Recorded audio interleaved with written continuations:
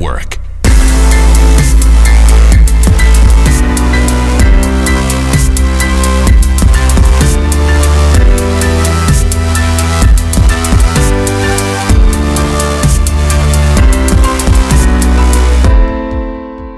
Hello, Mark Angelo Coppola here with another edition of the Valhalla Movement Superhero Academy podcast. And today we have one of my personal heroes, somebody who I've been following for a long time. But before we get to that, I want to wish you guys a happy 2015. This is yet another year where the Valhalla Movement and tons of people around the world are embarking on or continuing their journeys of changing the world, of being a positive light, of doing things different. And so I just want to kind of take a second to thank all of you for listening, for being a part, for considering these topics, and for being part of the change that we really need to see in this world.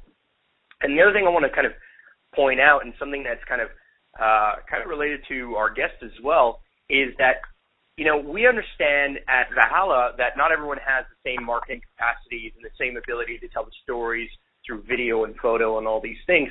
And we want to help empower people like you to learn this stuff, to know this stuff, to even be able to hire people who know this stuff.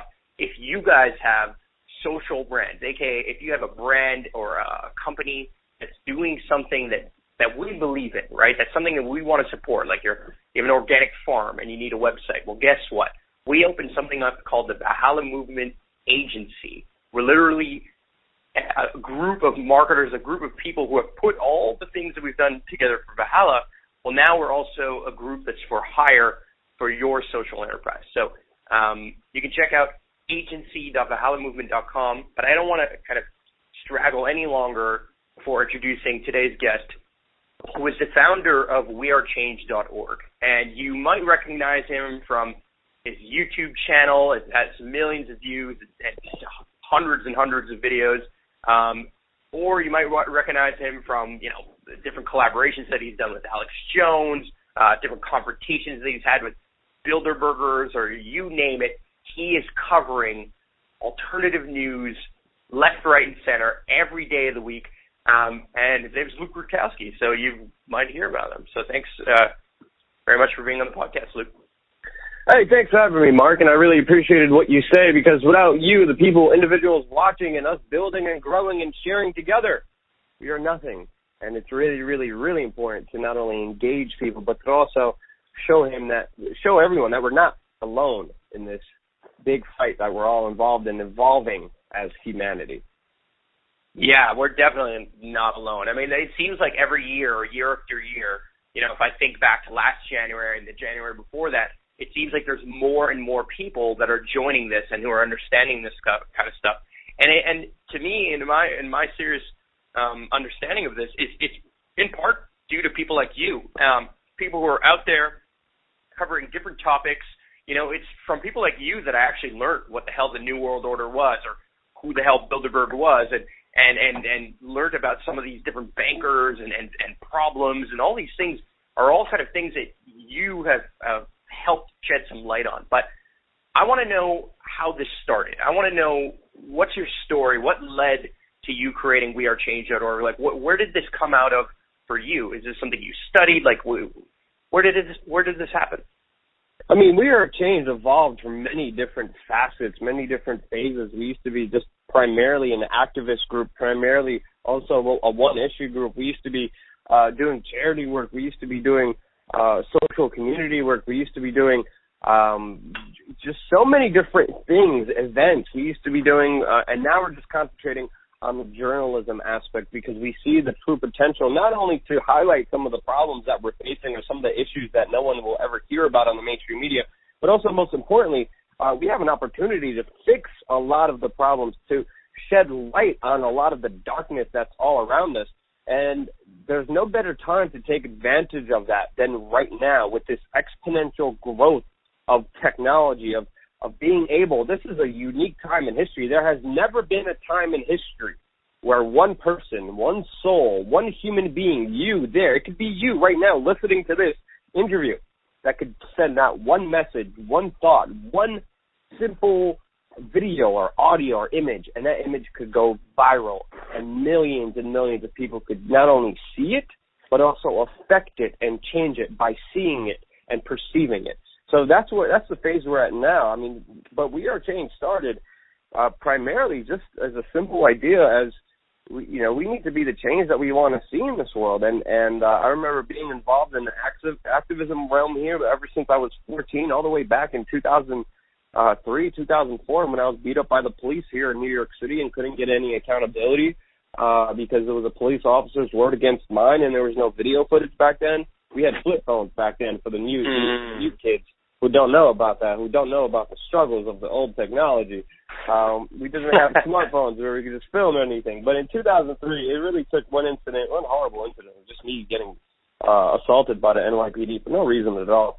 That really changed my life and made me want to be involved in, helping people. And there's also a bunch of things in my life that I went through that weren't the best of things that made me want to go out there and to not only change myself, but to change the surroundings and try to have a positive impact on this world. It started from that, and it just grew out from, a bunch of kids meeting at pizzerias, and then we started talking, and then we started collaborating, and we started one person built a website, and then, it took 3 weeks, but we thought of the name We Are Change based on Gandhi's quote, that you have to be the change that you want to see in this world. You have to lead by example, and you have to go out there and be as active as you can to not only complain and just highlight some of the issues, but to change the issues that are most important to you. Absolutely. And the fact that you stepped up into that role, given, this kind of tragic, shitty situation, basically, that the NYPD kind of put you in, it at some point invigorated something that the sparks started flying from there, right? And I know that happened to me in a similar fashion, more so related to having watched a documentary. I actually watched the Zeitgeist documentary for the first time, and that completely changed everything that I thought of. Now, the first one was catered to like 9/11 stuff, and I had seen loose change and some of these things, and I didn't know how I felt about all of it. And definitely at the time, I considered it plausible, and I still, obviously, I have no idea what the fuck happened. I definitely know that there's some shady shit that went down. But can I tell you who did what? No, I don't. I have no idea what went down. But what I did know was really true was the second Zeitgeist movie that came out, and it talked about where money came from and how there was more debt than there was money, and money was this thing that was being used to literally enslave us mathematically, so that every dollar that was printed now was owed back to the central bank. And I was like, well, wait a second. Who the fuck is controlling the central bank, right? The Federal Reserve. Who the hell is running this stuff? It's got to be the government, right? And then boom, no, wait a second. It's not the government. It's a private institution. And it's a private institution run by bankers with incredible power. And then boom, you learn about Bilderberg, and you learn about things like the New World Order. And it's this rabbit hole of information, this rabbit hole of really corrupt crap that sent my life into a spiral. It literally sent my life into a spiral to the point where I was kind of getting depressed. And I don't know if you've ever felt this, but I know that when I'm covering some of these, when I was kind of listening to some of these topics, and actually how I came across you was because I was listening to Alex Jones's radio, pretty regularly at that point.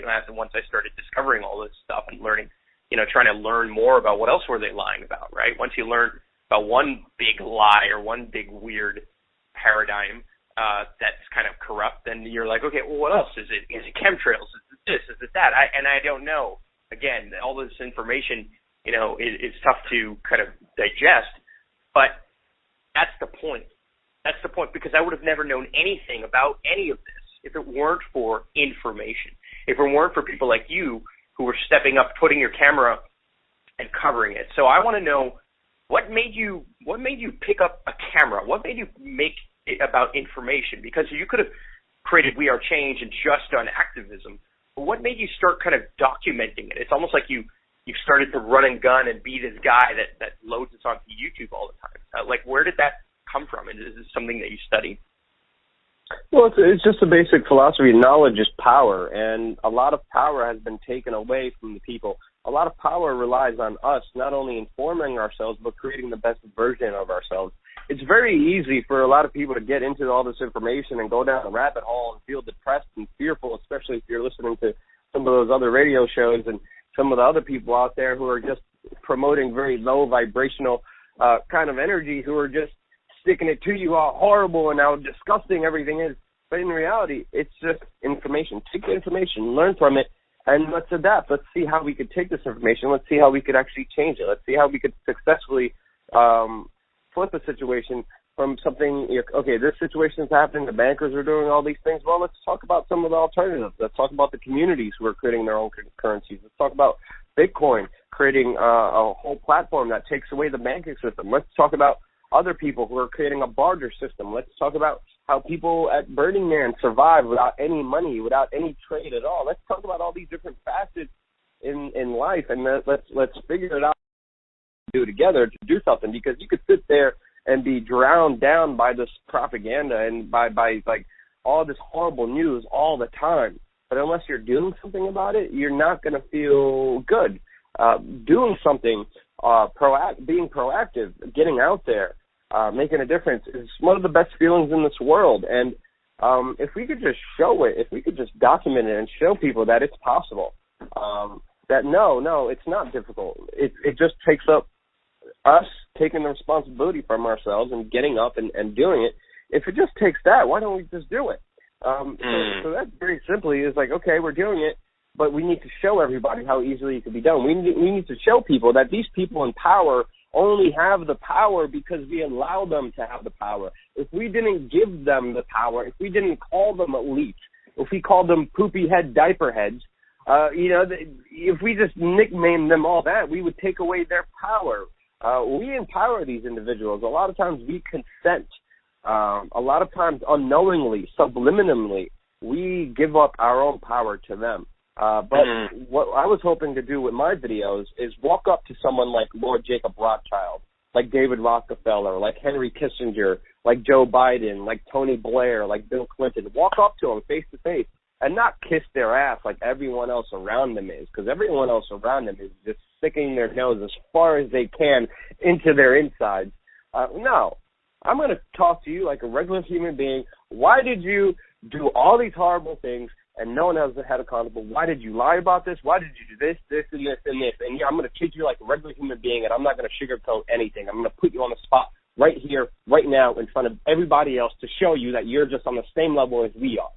And by showing that, we empower people to understand that these people only have the true power because we give it to them.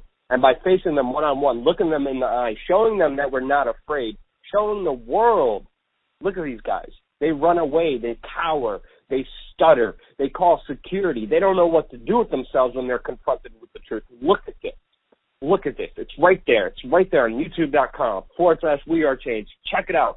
See the power exchange that happens in this very important moment. That was kind of the main vocal point of sharing that. Now, so it seems like you've got like a little bit of a hard line in exposing it and really going up to them and really having serious balls to go up to these guys, surrounded by their security teams or whatever, the Secret Service or whoever it is, right, depending on who you're talking to, and go and ask them these incredibly tough questions or confront them on these incredibly kind of tough topics.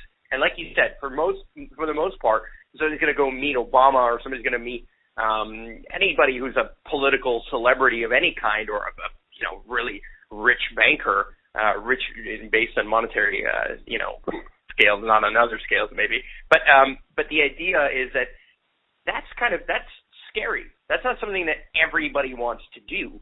And for the most part, if I would have said, back in the days I listened back to Alex Jones or whatever, I would have been like, no, they're going to arrest you and they're going to fucking put you in jail and you know what I mean? Like, and so like, describe to me that experience. Describe to me that experience of you walking up to the Jacobs Rothschild and seeing kind of how they react to this kind of in your face questioning, right? And what happened? How is it that you're not getting arrested already? How is it that you're not like landing in trouble? And I'm sure you have. So tell me a little bit more about that and why you keep doing it and why you keep putting your own life and body and time and energy on the line for this.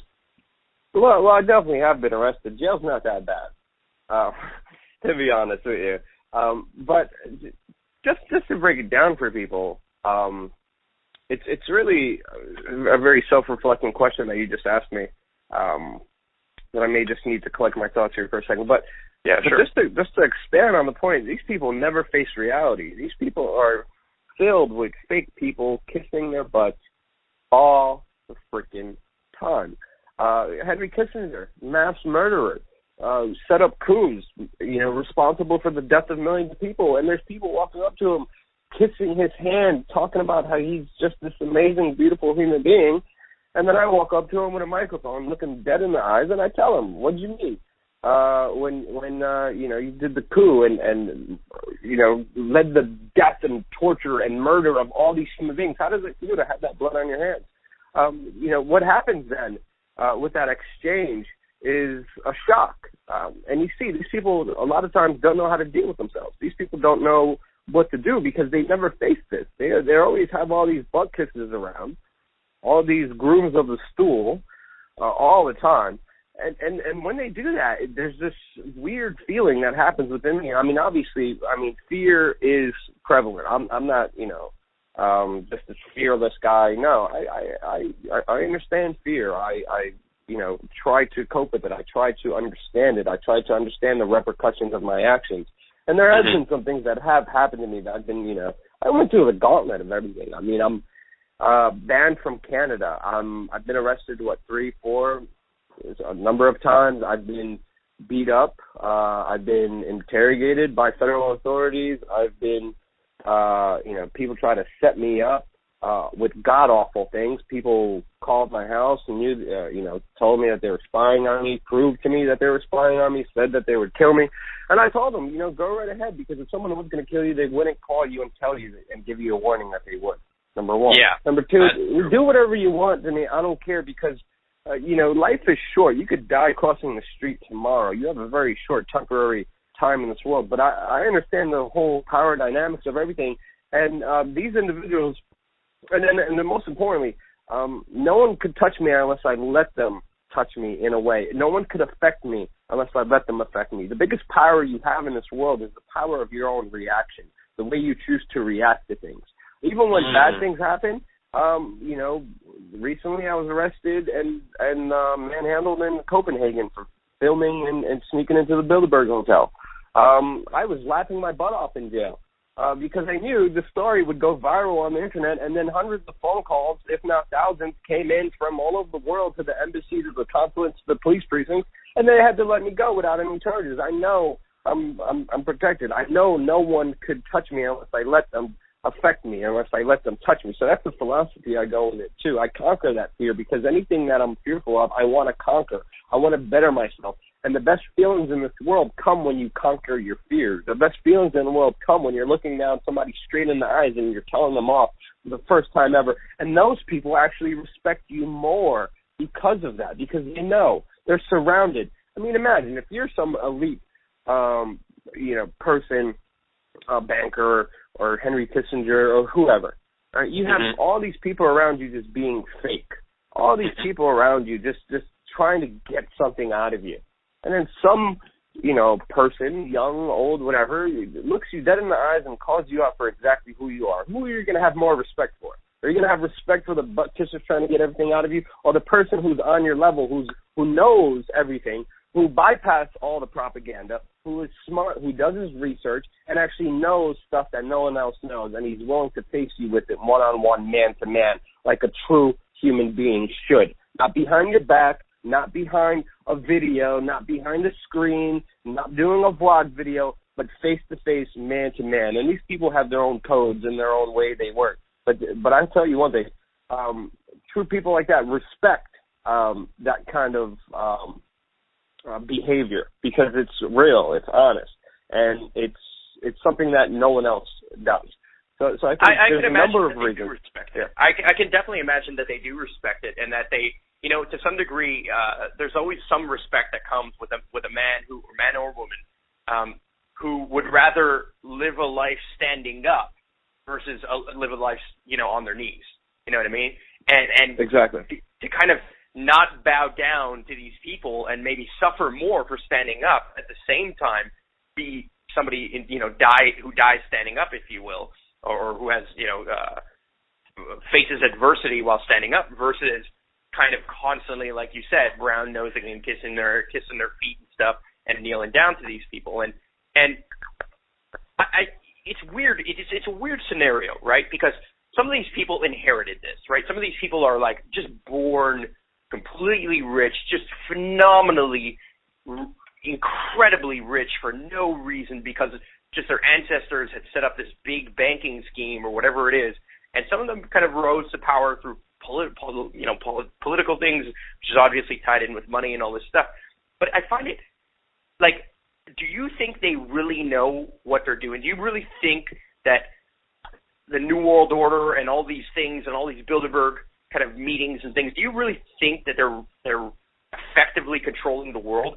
Or is there, in some of these monetary systems and whatnot, or do you think that there is a certain level of like all of this spiraling out of control? Because recently I've kind of been feeling like the more and more I used to think of it, when I was younger, I used to think, oh man, they're fucking controlling this, they're changing the interest rates. Look at, if I were to point to today, I'd be like, oh look, they're crashing the oil prices so that they can put sanctions on Russia, and all these things are happening, and it's like, how the hell did oil go down so cheap in such a short period of time, and blah, blah, blah.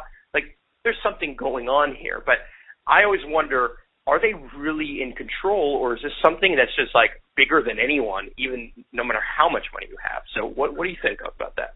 Number one, no one's in control. We are, all of us, as human beings on this earth, in control, and we decide where it goes. There's many variables that always pop up, that always change. I think a lot of these people try to convince themselves that they're doing something good. I think some of them know that they're doing something just for themselves. And I think a lot of people, when you look at human psychology, a lot of people try to justify their actions for the so-called greater good.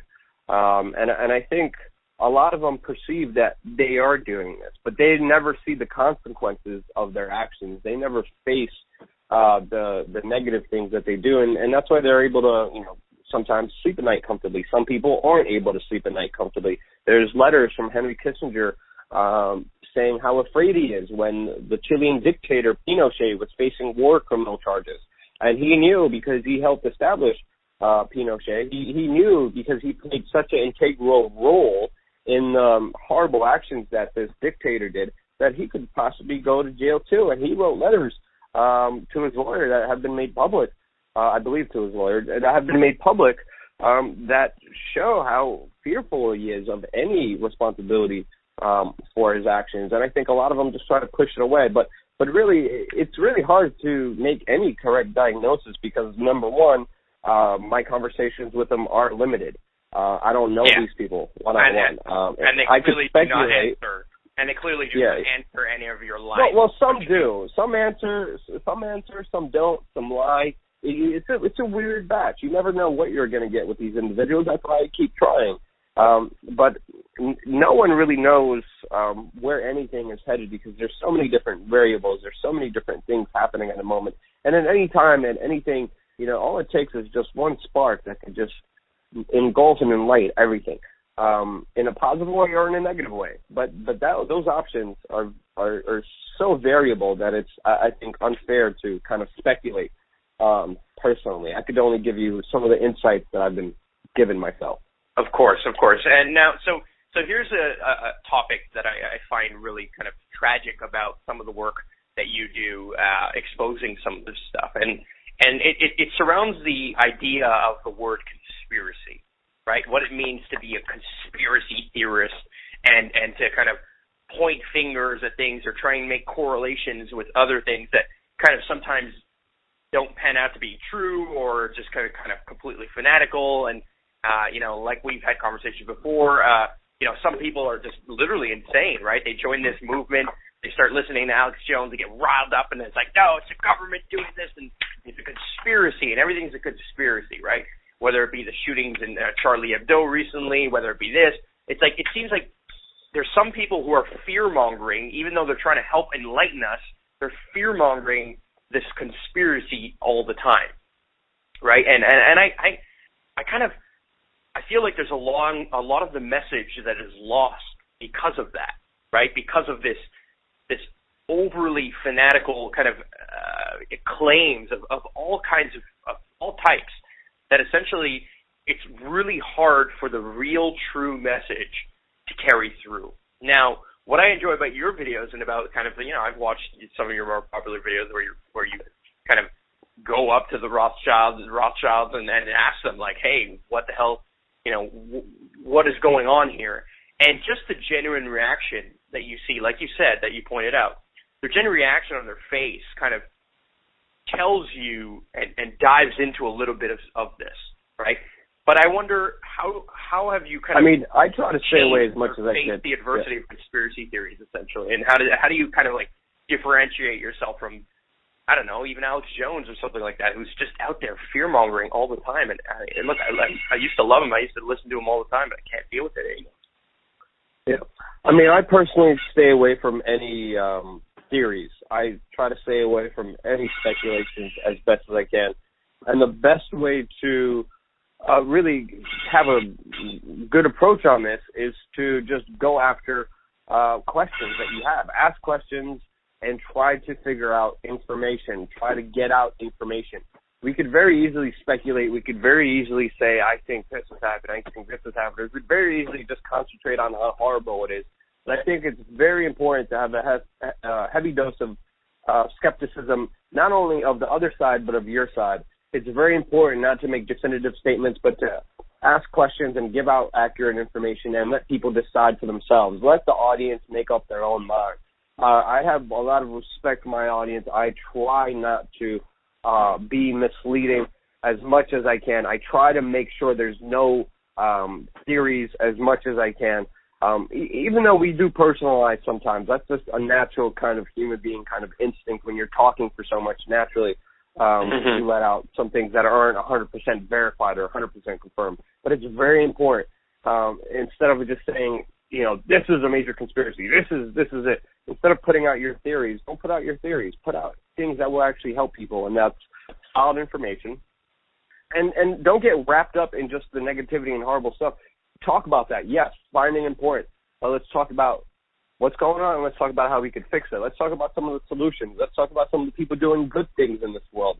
Because I think one of the major crimes that I think is being committed is how the mainstream media and how media just in general out there is just bombarding you with all these horrible, negative, insecure, angry, animalistic kind of messages, and it's beating that into your head, and it's keeping it constantly in there instead of looking at like, hey, let's look at the brighter side. I talk to many people now, and they're saying like, this is the worst year ever. History is going down as a horrible time right now. I can't believe how humanity is declining. But if you look at the historical records, especially with the written records, we are actually living in one of the best times in history. There are less murders now than ever throughout written history. There is less crime now than ever throughout written history. And that is an amazing feat. It shows you the progression we're making. It shows you how we're evolving and we're becoming better human beings. But obviously, you don't hear that in the mainstream media. Obviously, you don't hear that in an alternative media. Because it's not that great of news, right? That's just not good news. It's not the catchy thing. And that's the whole thing. And that's kind of, in a weird way, that's also kind of how your own news channel works, essentially, right? So We Are Change, your biggest, most popular videos are going to come with a headline that is a little bit more sensationalized than, and I don't want to say sensationalized, but it's like we gravitate towards the shocking or the negative, right? It's very rare that we care about what's happening in, let's say, in the middle, right? We care more about the extremes of, let's say, a white or a black or whatever it is. We don't really care as deeply about just the average news, right? The average kind of story. We care more about the ones that are on the extremes. And with that, that's exactly what the news channels are doing is they're just kind of, setting up their ratings and then, arguing one side of the coin to such an extreme degree that that's what builds followers. That's what kind of garnishes more and more people to pay attention. And the more people, both in the alternative news and in the mainstream news, go wild, right, and say crazy, weird things, that's the more kind of attention they get, right? So you look at people like Russell Brand, his most popular videos are not the ones where he's saying the most sensible, smart thing, but his most popular videos are things where he kind of loses it a little bit and kind of goes off a little bit. And that's kind of always the case. And I find that we as kind of, we all want to see this change. There's so many people talking about this change. I personally talk about this change. I know tons of people around me and tons of different organizations doing this. And I feel like they don't get the voice that we deserve because people aren't as interested in watching good change compared to they're interested in watching like train wrecks, essentially, or kind of, again, those fanatical story or like kind of the really white or the really black kind of stories versus the gray story. But I'm interested.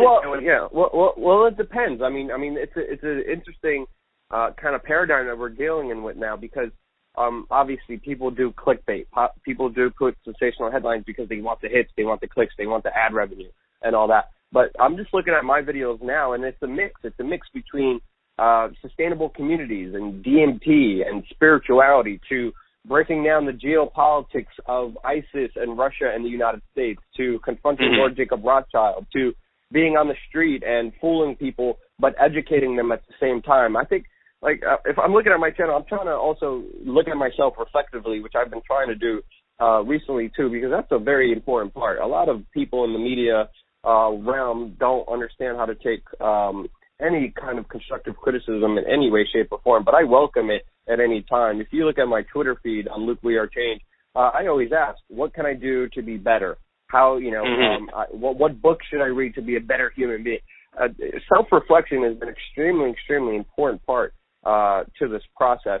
But there is something to that dichotomy that's very fascinating because it does seem like more people are generated towards that train wreck. But I think that's slowly changing. It's slowly adapting. I mean, train wrecks, sure, 5 minutes. Okay, train wreck. Okay, I'll just get out of here. But also the deeper stuff, the more meaningful stuff, the full kind of meals instead of those little GMO appetizers, the full meals do a lot more for everyone in general. And I think there's a way of also mixing it up, and it's something that I've been trying to do in an effective way, not in a cheapening way, because you could do this and be extremely sensational. I'm trying to be like, okay, this is the information, this is what you need to know, this is the historical, philosophical, this is the geopolitical background of it, this is what you should know, this is what you're not being told.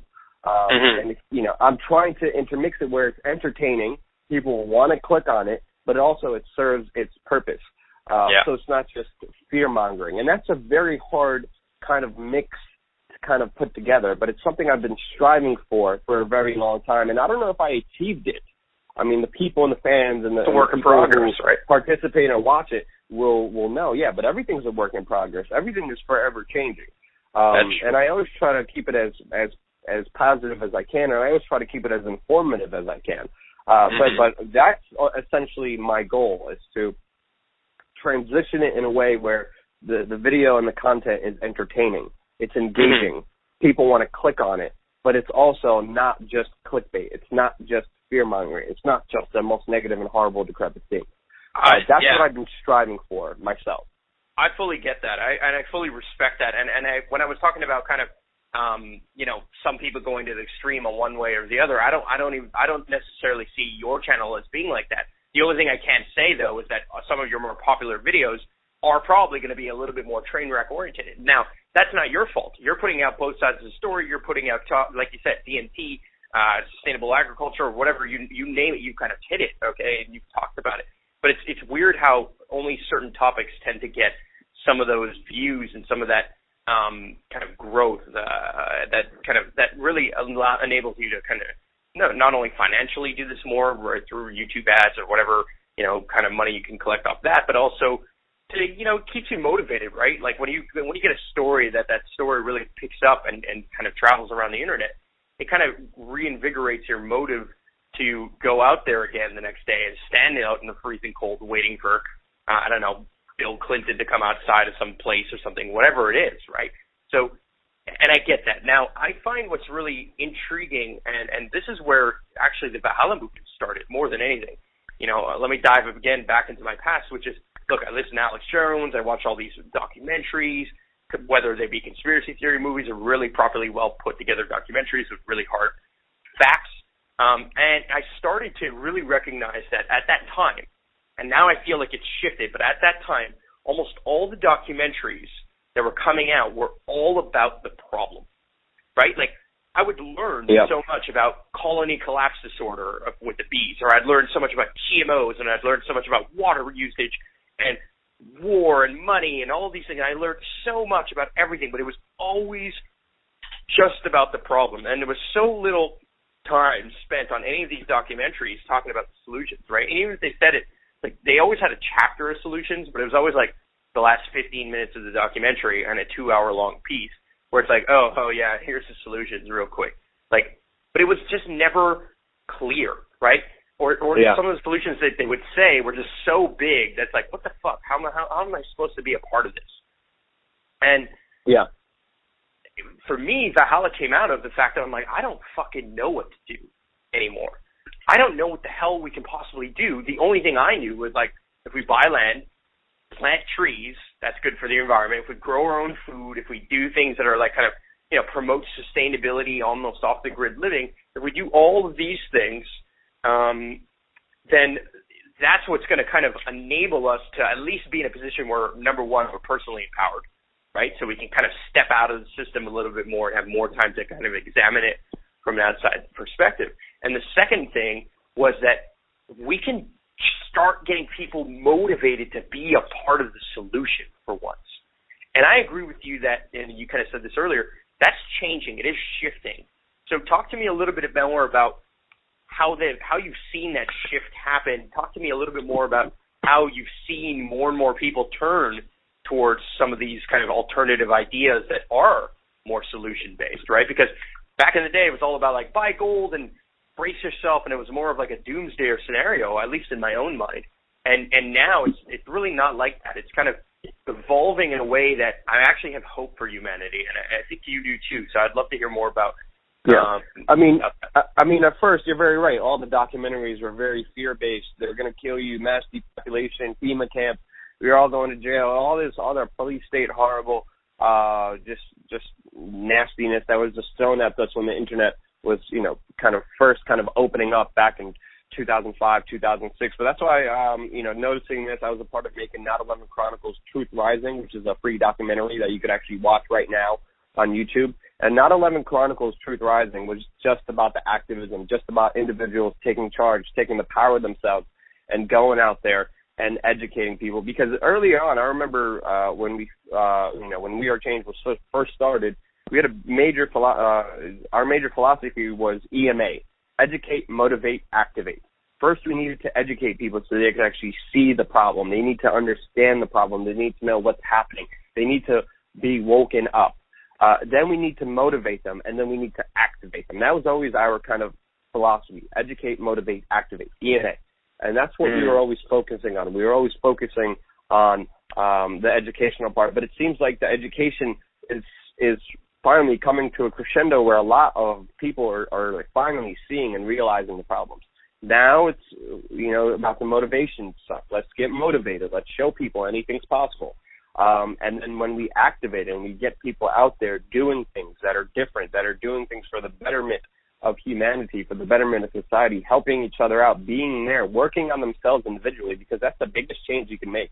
The biggest change you can make is within your own personal life, the way you act, the language you speak, the words you have, the energy that you send out, the energy that you spend on what you concentrate on what you build and what you grow. That is one of the most important things that you could do. And I think that's a very important aspect that a lot of people miss. a lot of people are in the educational phase and they go down this deep rabbit hole and they think everything's wrong and everything is a conspiracy and everything's horrible and decrepit. But really, all of that can change once you understand the true potential within yourself to do anything, to change virtually anything in this world. And that power is just within your hands. It's in our cell phones. It could be activated right now. That power of saying, okay, this is who I am as a human being. Let me reflect on myself. Let me see how I can make myself better. Let me see what changes I can make in my life. That will affect my community. That will affect me. That will affect my, friendship, my relationships all around me. And I think slowly getting into that will lead people towards, okay, now let's work on bigger things.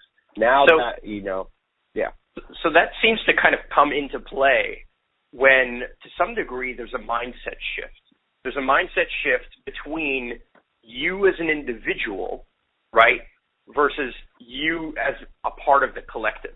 And I feel like the work that you've always done and then the place where this is always coming from in you, just in kind of talking to you and seeing some of your videos and stuff, it seems like you've always kind of done this role in a way that was like, I'm doing this for the collective. This is my contribution to the greater good of what I would like to see happen in the world, right? And I know that I feel that way too. Valhalla, to me, is my version of a contribution to something that is bigger than me, a higher purpose, right? Like, I don't say a higher purpose in a religious way. I say a higher purpose in a bigger than me way, right? So I'm not doing Valhalla just for me. I'm not, if I was, I would just build it and I wouldn't talk about it, and I wouldn't make a website and all these things.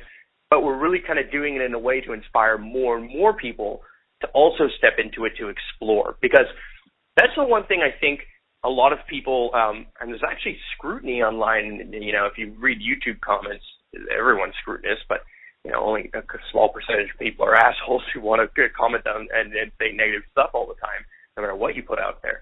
But there's a lot of people who turn to people like us, turn to your channel, turn to Valhalla, and say, oh, well, that solution isn't going to work either, and blah, blah, blah. What you're talking about here is not the best, and this isn't the way that this is going to, this is going to work out. And what I always tell people is like, hey, man, I'm just another one of you trying to figure it out. I'm just another guy who's trying to explore things, whether it be earthships or whether it be permaculture. I've never done this stuff before either, and I'm promoting it and I'm talking about it because this is what I've learned about it, and there's definitely some positives of it. There's definitely some negatives of it too, right? And there's always going to be somebody out there who's hating and who's kind of trying to get in your way. And in your case, I'm surprised that they haven't found a way to ban you from almost all press passes.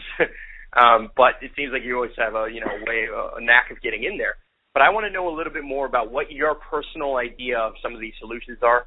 And then I want to dive into something I know you've been putting together, which is the Change Media University, right? I want to kind of get to that as well, and I really want the listeners here to understand that they can do what you've done too, and they can do this right where they are, wherever they are, and they can cover whatever stories they want to cover too, because we need more people doing this. We need more people to join in on the action. But before we talk about that, I just want to hear a little bit more about what do you think some of those solutions are, right? What are the better ways that we can kind of collaborate more and build the world that we know is possible in our hearts? Yeah, I mean, to me, I want to be careful with the word collective. To me, it's a very hot button word that sets people off all the time. To me, I know it means different things for different people. For a lot of people, it means something negative. To me, my work is always to inspire individuals to just understand that anything's possible.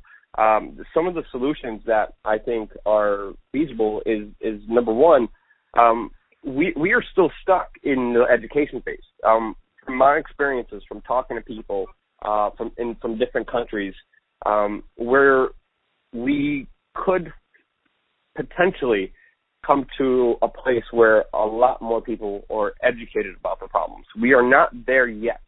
I think we still have a lot more work when it comes to education, but I think if we just buckle down a little bit, that whole educational aspect, and I'm talking about the EMA kind of action plan that we always have. The education to me is the number one. The information, the empowerment, the knowing is extremely important. because only when we don't know something, only when we're kept in the dark, do these people get away with all the horrible things that they're doing. They can't do it in the light. They can't do it openly. They have to have professional PR people. They have to have professional spin people, and that's why, to me, instead of just blaming and pointing fingers at the mainstream media and how horrible they are and how much fear they spread and how much propaganda and how much lying they're doing for the government or the elite, instead of just pointing my fingers at that, why not become the media? Why not be better than what they are? Why not shame them? Why not get rid of them by making them obsolete, by doing their job better than they could ever do, by doing it honestly, by doing it open source, by doing it for you, online, diversified, free for you to watch anytime you want with one click of the button. That, to me, is one of my major solutions. Stop complaining about the mainstream media. Let's take over the mainstream media by doing their job better. Let's get the sources. Let's get the interviews. Let's get the questions. Let's get the videos. Let's get the pictures that they're not getting. And let's get them out there to the world and prove to them. Let's shame them so much because obviously they have failed us. They have not only failed us, but they perpetuate the problems that we are living in. Wars would not be possible. And this is happening, right? And it is manifesting itself. Like, you're right. You're so right to be like, hey, don't complain about the mainstream media. Be better than them. Stop. Like, That's exactly, for me, again, where Valhalla comes from, was I was sick of hearing about the problems. I was sick of complaining. I was sick of doing nothing. I was sick of feeling hopeless. And I was just like, fuck it. I'm just going to do it.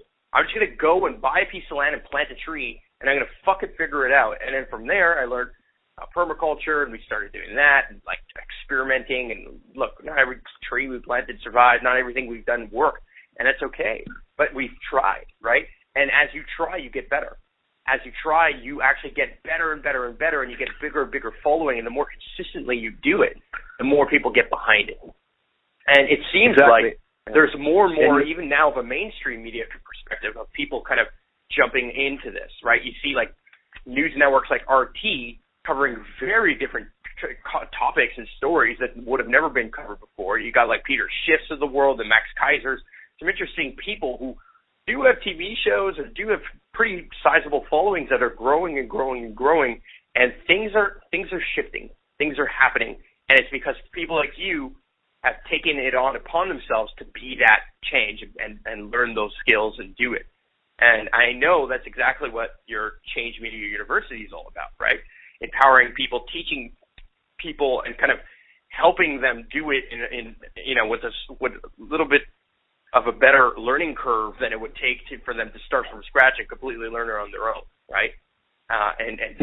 Somebody can kind of take this class with you and just learn everything that they need to learn to be able to do something to, in the same kind of nature as what you're doing, and then they can cover whatever topic they want, right?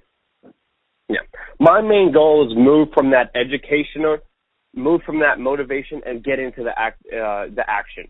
I want to bypass that. I want to do it as best as I can. And as you said before, you have to go out there and you have to make the mistakes. The only way you could get better is by learning from your mistakes. The only way we could grow and build is by going out there and trying. And that's what we've been doing. I've been doing that for over 10 years.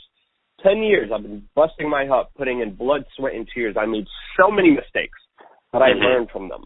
I got so much criticism, but I learned to take the criticism, take the constructive criticism, and try to change in a light that will make it more appealing, to do it in a better, more honest, efficient way. And by doing this for so long, I want to propel people. I want to be like, okay, instead of you going through this crazy, insane journey, let's just get you there. Let's just get you right there.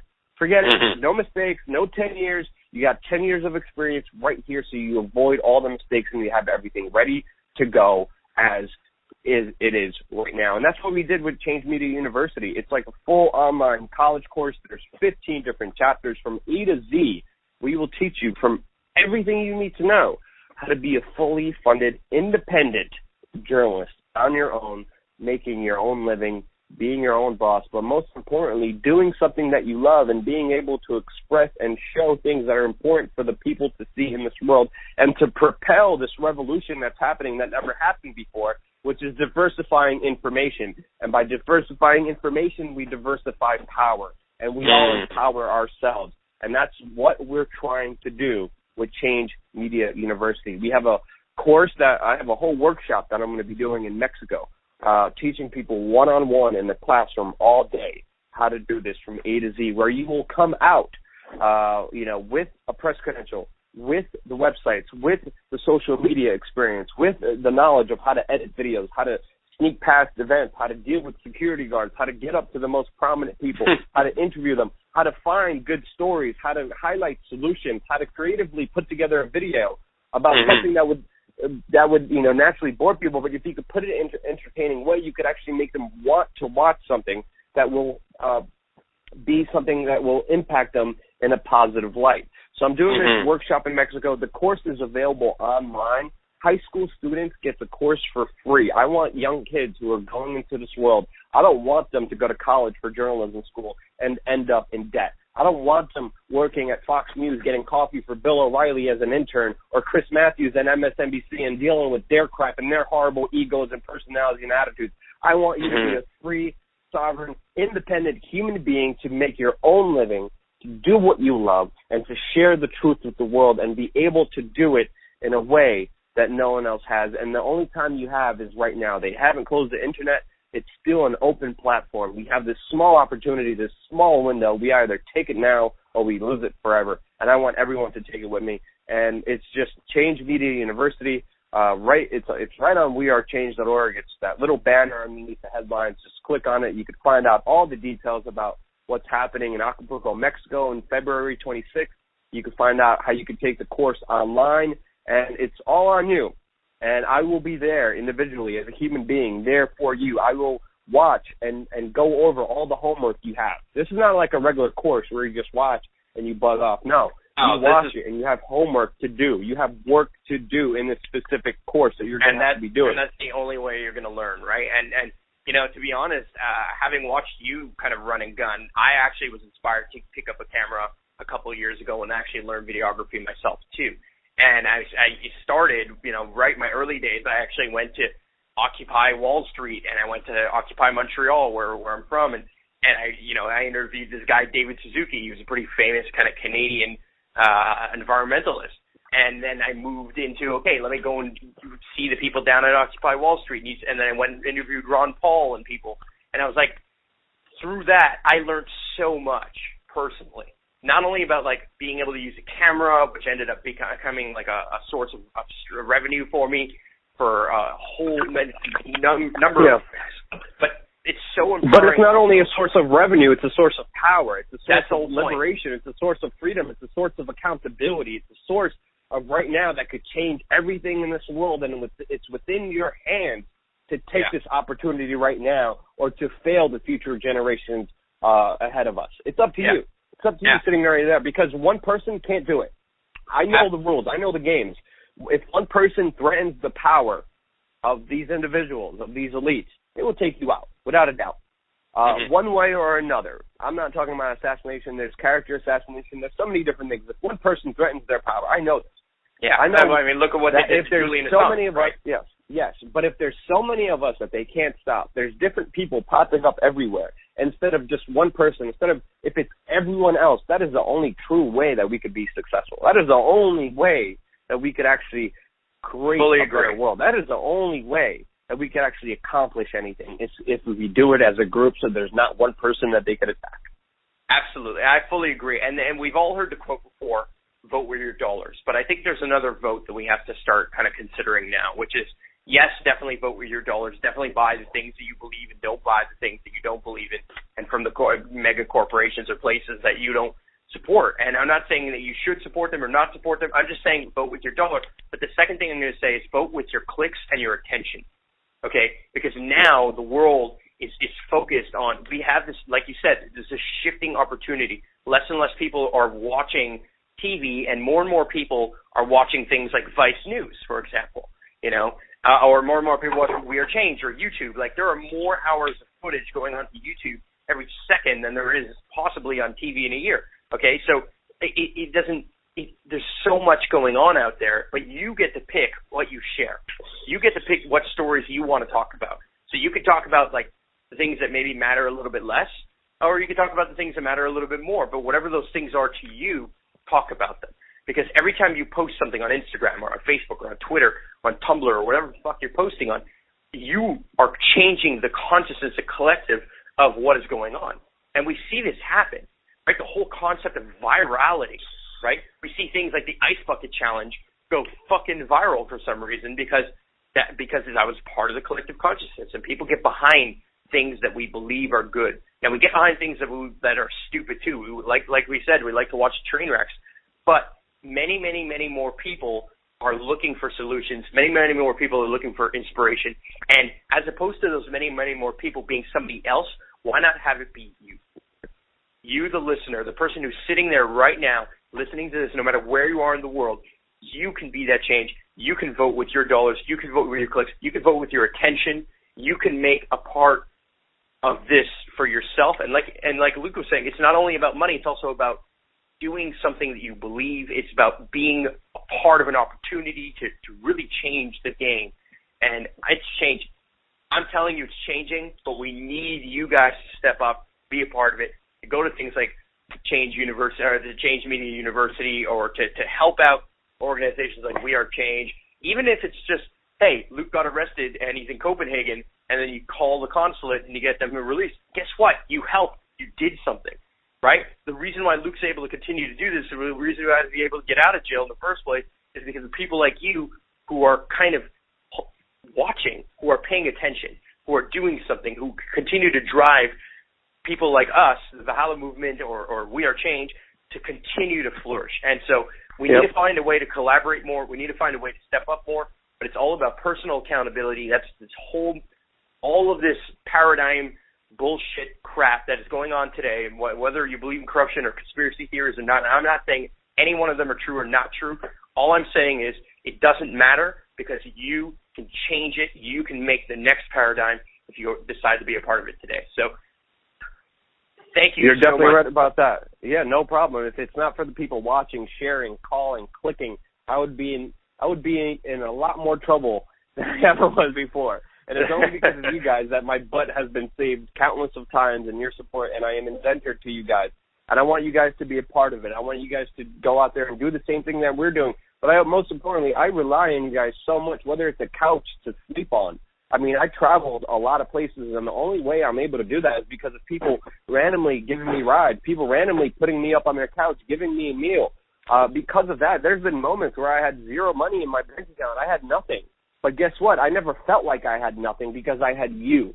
I had you there with me the whole time, and I knew everything would be fine. And even when I was, at my last dollar, not knowing where I would eat sometimes, when I was in those situations, I believed in this so much. And because I did, you guys always, always, always came through. Whether it's just sharing, whether it's a donation, whether it's calling when I'm in jail, all of those little things matter so much. And I truly understand the power we have together, because I experienced it, and it is amazing, a beautiful feeling that I will forever have within myself, and it is worth more than any money in the world. Forget about money. The love and the respect that we all mutually share between each other, that is the most important thing in this world. It's the experiences. And even though there hasn't been, a lot of money or whatever, it doesn't matter. What matters most to me are the moments, or me being able to think back at the time that I was sleeping on the streets of Barcelona, and this random guy through a third person through my Facebook page found me and put me up in this place. And it was a guy who built cars that run on water, that run on air. No way. Technology was suppressed. Yeah, I mean, just remembering those moments are the best, beautiful moments of my life, and I will always hold them with me. And just understanding the true power we have is really just something that is unspeakable. But I can't even describe it. Yeah, no, I get that, and I appreciate it, and I appreciate your work. I know everyone who's listening appreciates your work. So for anybody who's looking for more information on any of this, look, all the links are in the description, as you know. But wearechange.org. Go support. Go click some stuff on Facebook or social media or YouTube. Go and be a part. And every single time you comment and do all those things, it always helps, right? So thanks so much for being a superhero, Luke. Thanks so much for being a part of this.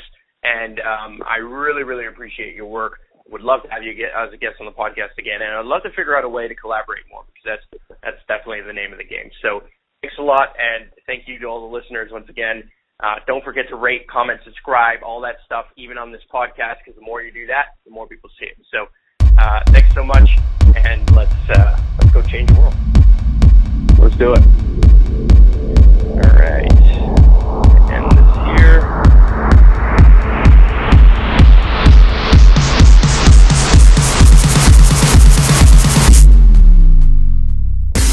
Thanks for listening. Be sure to subscribe to the podcast on iTunes, and don't forget to rate and leave a comment. Until next time, be the hero you've always dreamed of being.